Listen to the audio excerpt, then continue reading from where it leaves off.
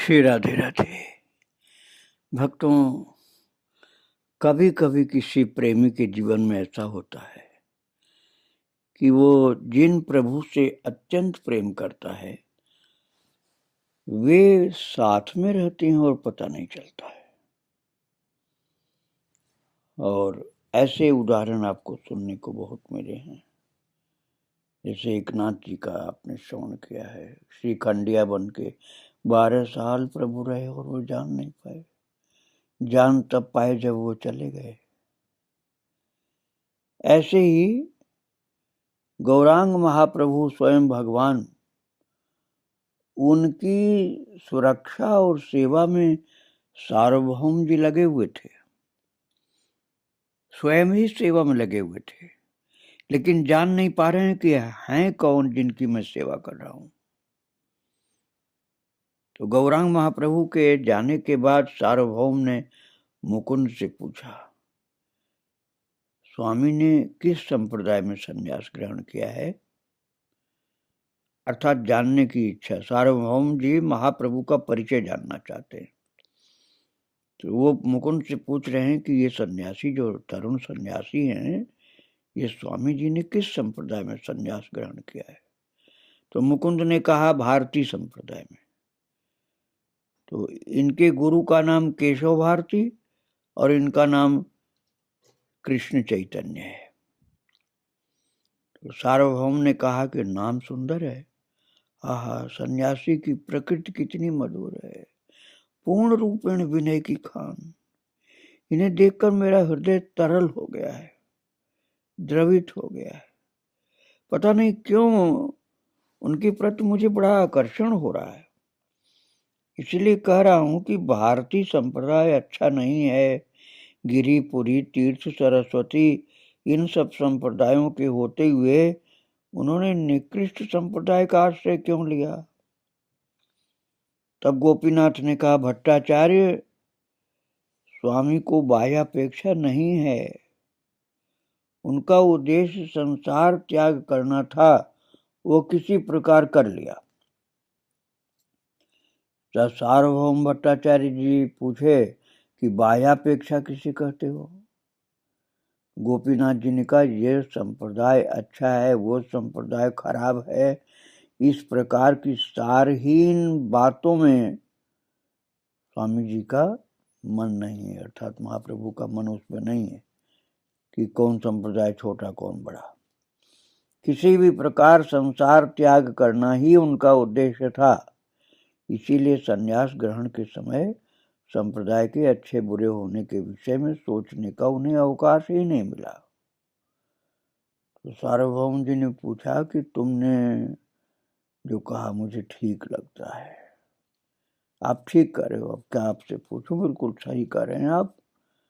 तो जब संप्रदाय का आश्रय लेना है तब चुन करके उत्तम ग्रहण करना ही लेकिन ठीक लगता मुझे।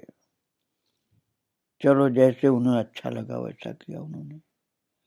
गोपीनाथ जी ने कहा, ये समस्त मनोभाव जो उत्पन्न होते हैं ना, इनका कोई मतलब नहीं होता है।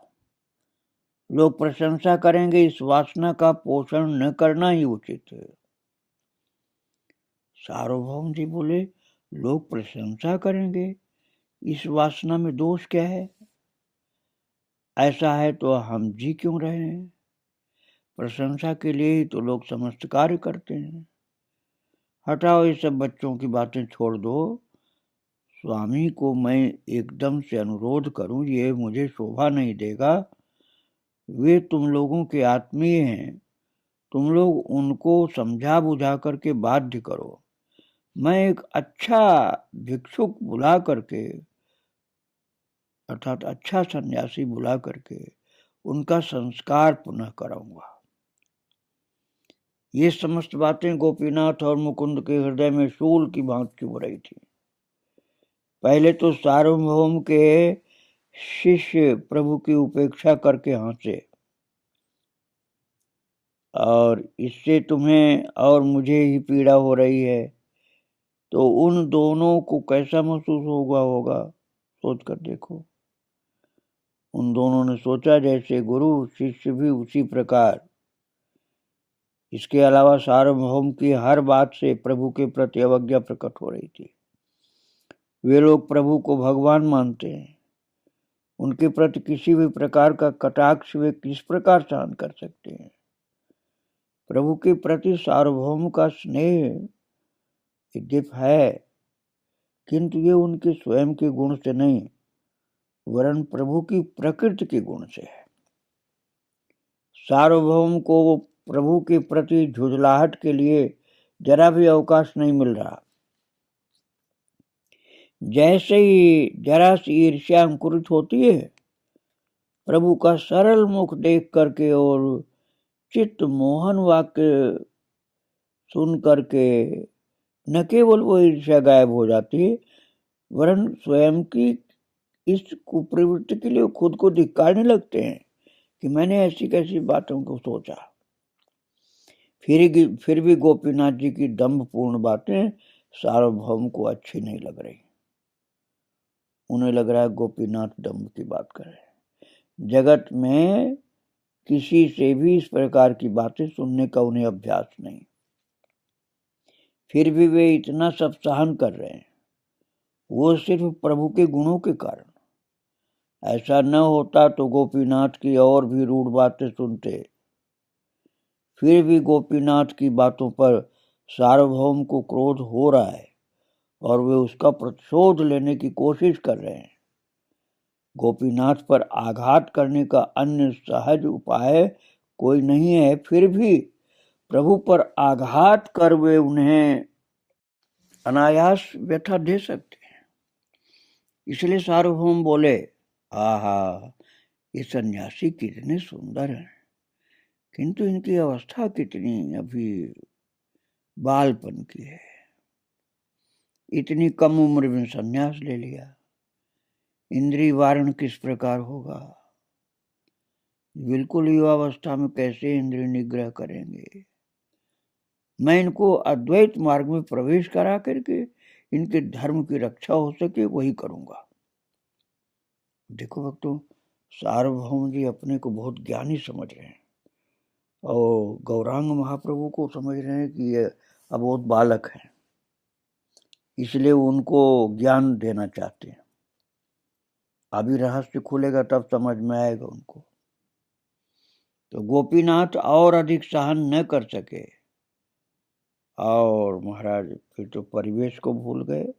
प्रभु के आगमन से अब तक प्राणपण से चेष्टा करते हुए न तो उन्होंने प्रभु के विषय में कोई बात उठाई और न किसी को उठाने दी। उन्हीं गोपीनाथ ने सार्वभौम के समक्ष और उनकी सभा के शिष्यगण के बीच पूर्ण रूप से गुप्त बात उजागर कर दी। वे रूखे स्वर में बोले, वहां पांडित्य नहीं चलेगा। तुम जिनका उपकार करने के उद्देश्य से बार बार उदारता दिखा रहे हो, उन्हें तुम्हारी सहायता की आवश्यकता नहीं है। वे स्वयं भगवान हैं। जिस प्रकार किसी निर्जन सरोवर में कोई भारी आवाज करने से विभिन्न प्रकार के पक्षी विभिन्न प्रकार के स्वरों के साथ उड़ने लगते हैं, उसी प्रकार गोपीनाथ के कथन से सार्वभौम की सभा में नाना प्रकार के शब्दों की उत्पत्ति हुई।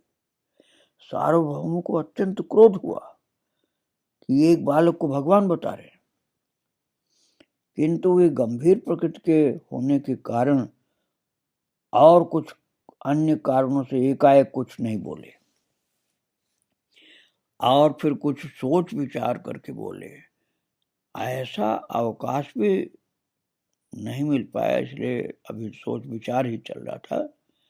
कारण उनके शिष्य चारों ओर से क्या प्रमाण है, क्या प्रमाण है, ऐसा कहकर सैकड़ों कंठों से चीत्कार कर उठे। गोपीनाथ से पूछ रहे हैं कि तुम भगवान कह रहे हो, ये क्या प्रमाण है कि भगवान।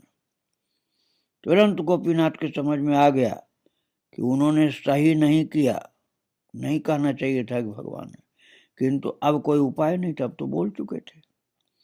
तो स्वयं अविचल होकर उन्होंने जो झंझावात खड़ा कर दिया उसके निवारण का कोई भी उपाय उन्हें हठात दिखाई नहीं दिया, पर शिष्यों के साथ मारामारी नहीं करेंगे, ये तुरंत तय कर लिया। शिष्यों की ओर देखा तक नहीं, सार्वभौम की ओर देख करके उत्तर दिया। सार्वभौम के शिष्य लोग तो नाराज हो रहे थे कि हमारे गुरु की बातें सुनते नहीं, बल्कि भगवान बता रहे हैं उस नए सन्यासी को। तो सार्वभौम ने भी देखा कि जो हुआ उचित नहीं हुआ। नवीन सन्यासी उनकी प्रिय वस्तु, उनके अतिथि और निर्दोष हैं। उनको ले करके उनके शिष्य चर्चा करें, ये उनका अभिमत नहीं हो सकता, और वहां उनके रहते शिष्यगण इस विषय में बात करें, ये भी संभव नहीं। इसके अतिरिक्त गोपीनाथ उनके बहनोई हैं, उनके साथ उनके शिष्यगण बराबरी करें, ऐसा भी वे नहीं चाहते। अतः शिष्यगण को लक्ष्य न बना करके गोपीनाथ की ओर देखते हुए उनकी बात सुनने लगे। गोपीनाथ के लिए उचित था उसी समय सार्वभौम से क्षमा मांग करके चुप हो जाना।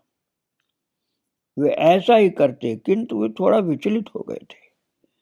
इस अवस्था में उनका क्या कर्तव्य था, वे तय नहीं कर पाए। उन्होंने सार्वभौम से कहा, इस विषय में तुम्हारे साथ चर्चा करने की मेरी इच्छा नहीं, पर भट्टाचार्य तुम उनकी महिमा नहीं जानते, इसीलिए कहा।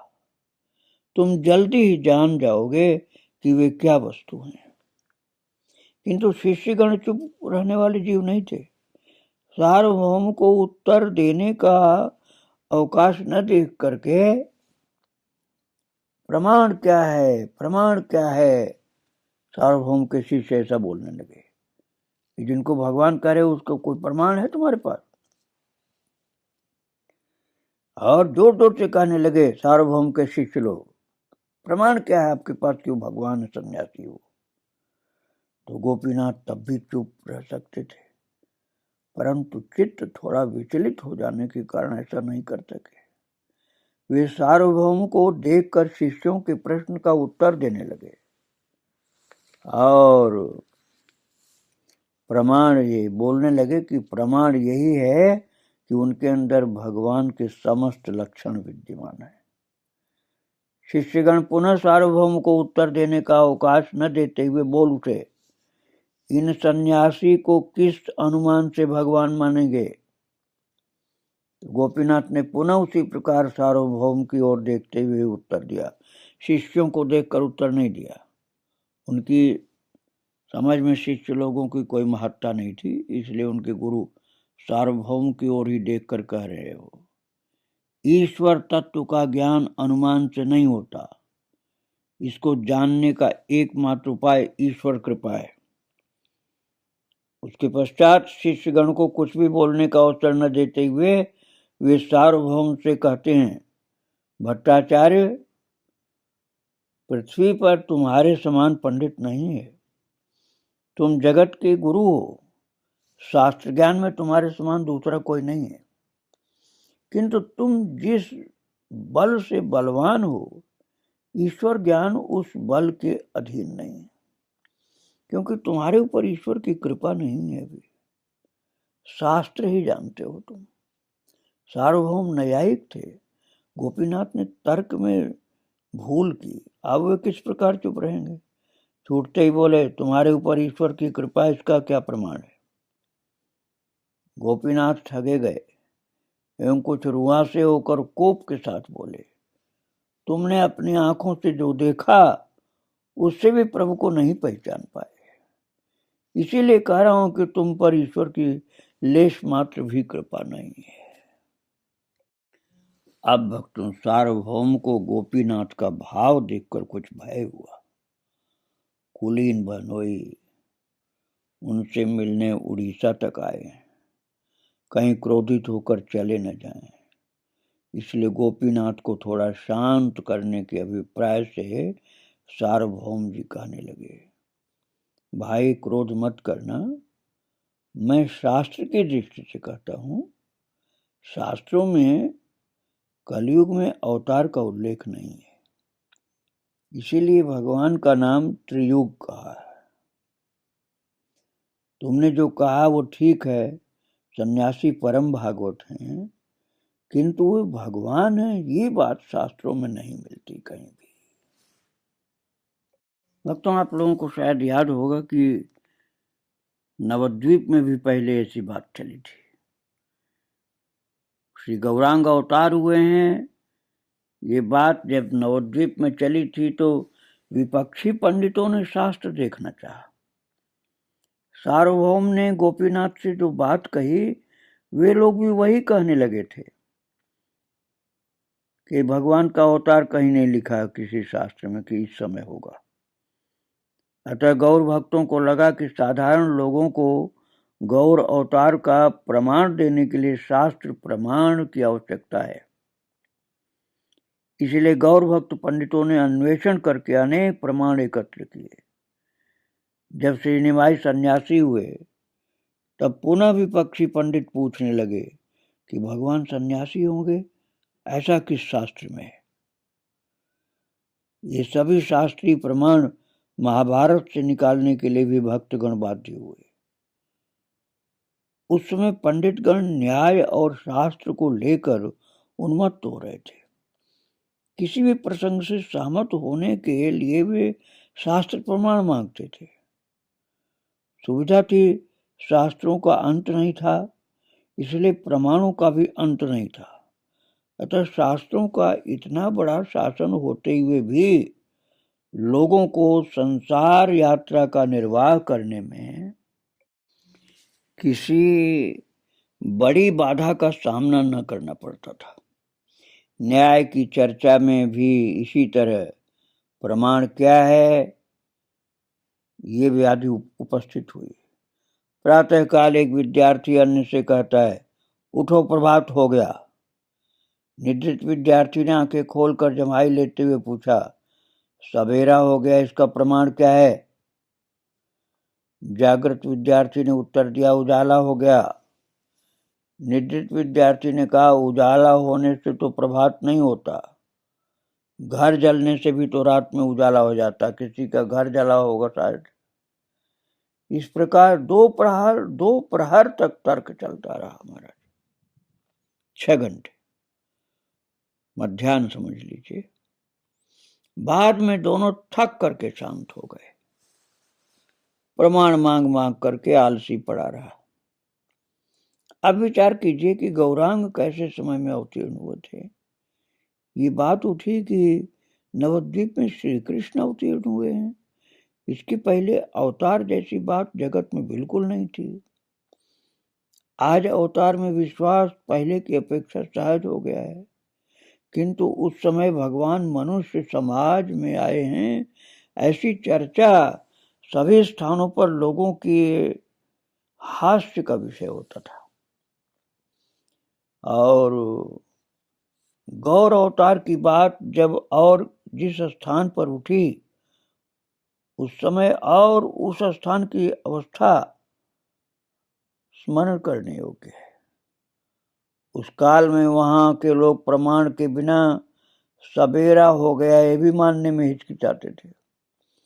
अतः विवेचना कीजिए कि ऐसे समय में समाज में श्री गौरांग को जीवों के निकट भगवान के रूप में सम्मानित होने के लिए कितनी शक्ति और आयोजन की आवश्यकता हुई।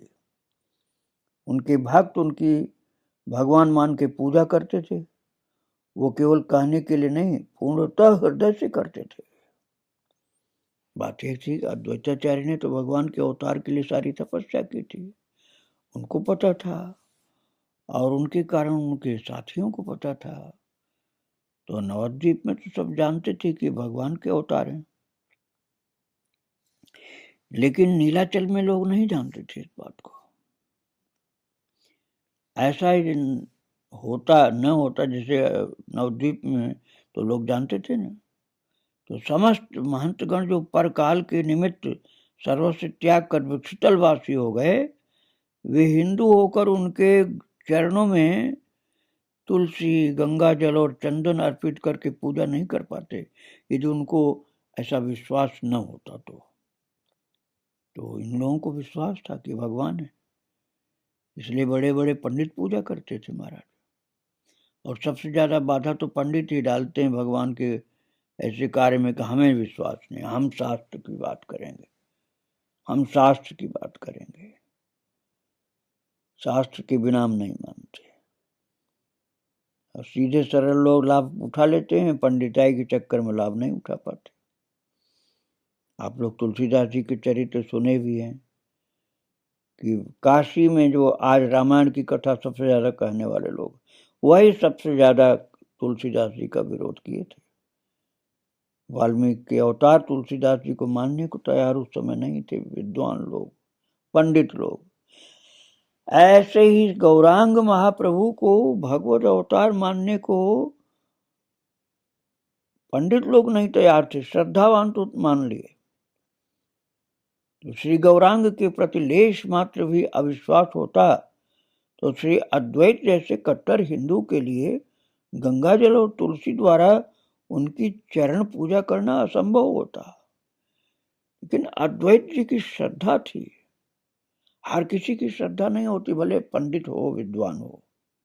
श्रद्धा का विषय अलग होता है, शास्त्र का विद्वान होना अलग होता है। और श्रद्धा के बिना ज्ञान नहीं, भक्ति नहीं। श्रद्धावान लभते ज्ञानम तत्पर संयतेन्द्रिय, भगवान ने गीता जी के 4 अध्याय में कहा है कि श्रद्धावान को ही ज्ञान प्राप्त होता, भक्ति प्राप्त होती, नहीं तो बस पंडिताई के अभिमान में रहो। भक्तों, वासुदेव सार्वभौम क्या वस्तु हैं, ये भी आपको पहले सुनने को मिला था। जहां पर विचार और प्रमाण के बिना सवेरा हो गया है, इस बात को लेकर स्वीकार नहीं किया जाता था। इस समाज के शीर्ष स्थानीय थे वासुदेव सार्वभौम। वे इस समाज के दुग्धफेन या प्रकाश या शक्ति थे। इसलिए उनके साथ श्री प्रभु का खेल अत्यंत रहस्यजनक रहा।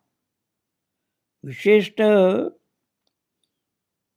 जो लोग सतेज बुद्धि संपन्न हैं, वे स्वयं के और सार्वभौम के मनोभाव में प्रचुर समानता पाएंगे।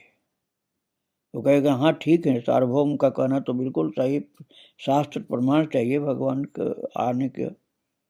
जब शास्त्रों में कहीं लिखा नहीं तो भगवान कैसे माने। इसी शास्त्र की चर्चा में श्रद्धा को भूल जाते हैं लोग। श्री गोपीनाथ पुनः चंचल हुए और कहने लगे, तुम पंडित शिरोमणि होकर किस प्रकार कह रहे हो कि कलयुग में अवतार की बात शास्त्रों में नहीं है। फिर इन सब श्लोकों का अर्थ क्या है? यह कहकर के गोपीनाथ प्रभु के अवतार के संबंध में जो जो शास्त्रीय प्रमाण तब तक इकट्ठा कर चुके थे, उन्हें एक एक कर बताने लगे कि ये प्रमाण है, ये प्रमाण है। तो फिर उन्होंने कहा कि इन प्रमाणों के आधार पर आपको भगवान है ये मानना पड़ेगा। गोपीनाथ जी शास्त्र प्रमाण देते रहे तो सार्वभौम जी विरोध कर सकते थे।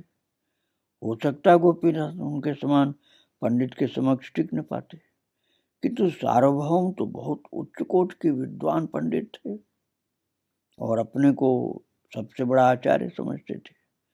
अनेक कारणों से सह गए, कोई तर्क नहीं किया।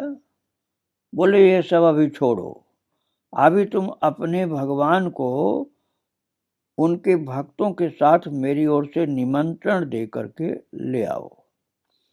रही मुझे शिक्षा देने की बात, वो बाद में भी हो सकती है। ऐसा बोलकर सार्वभौम ने अपना समस्त मनोवेग व्यक्त कर दिया। प्रथम तो अपने भगवान को भक्तगण निमंत्रण करो, यह हंसने की बात थी। उन्होंने ये कहा ना कि आप लोग जो अपने भगवान को निमंत्रण करो, मतलब वो सार्वभौम जी भगवान नहीं मान रहे थे, इसलिए करते आप लोग अपने भगवान को निमंत्रण करो, हम सबको प्रसाद भोजन की इच्छा हमारी है, तो सबको भोजन कराना चाहते हैं। अब भगवान के भक्तगण कौन है और उनकी मनुष्य निमंत्रण उनको दें, ये भी कैसे। सार्वभौम ने इन बातों में गोपीनाथ से ये भी कह दिया कि जिस प्रकार भगवान को निमंत्रण देना हास्यकर है, उसी प्रकार तुम्हारा मुझको शिक्षा देना भी हास्यकर है। तुम गोपीनाथ और मैं सार्वभौम, ये सब सुन करके गोपीनाथ और मुकुंद सार्वभौम की सभा त्याग कर प्रभु के यहाँ चल दिए। अब सार्वभौम की अवस्था अद्भुत थी। वे दिग्विजयी हैं। जीतना उनका व्यवसाय, परमार्थ और आनंद है। इस प्रकार दूसरों पर विजय प्राप्त कर उनकी कुछ प्रवृत्तियां बड़ी प्रबल हो गई थी और दूसरों पर आधिपत्य करना उनमें से एक प्रभाव की प्रवृत्ति थी। वे जहां भी हो कर्ता के रूप में रहेंगे, ऐसा नहीं है तो वहां उनके रहने की संभावना ही नहीं। इसके विपरीत कभी हुआ भी नहीं, क्योंकि तब उनके समकक्ष व्यक्ति भारतवर्ष में नहीं थे। तो भक्तों, अब हमें ये देखना है कि शास्त्रों का महाविद्वान पंडित जो भगवान को नहीं पहचान पा रहा है, उसको प्रेमी श्रद्धावान भक्त लोग कैसे पहचान रहे हैं, जिनका प्रभाव बड़े बड़े पंडितों के ऊपर भी हुए बिना नहीं रह सकता है। अर्थात बड़े से बड़े ज्ञानी विद्वान शास्त्रज्ञ को भी श्रद्धावान का सहारा लेना पड़ेगा, तब ज्ञानाभिमान से, शास्त्र ज्ञान के अभिमान से मुक्त होकर के उनको भगवान का ज्ञान हो पाएगा। इस चर्चा को मैं कल आपको सुनाऊंगा। आज प्रभु को और उनके भक्तों को प्रणाम करके, बारंबार प्रणाम करके यहीं विराम दे रहा हूँ। श्री राधे राधे, जय जय श्री राधे श्याम, जय जय श्री सीताराम। गौरांग महाप्रभु की जय। श्री राधे।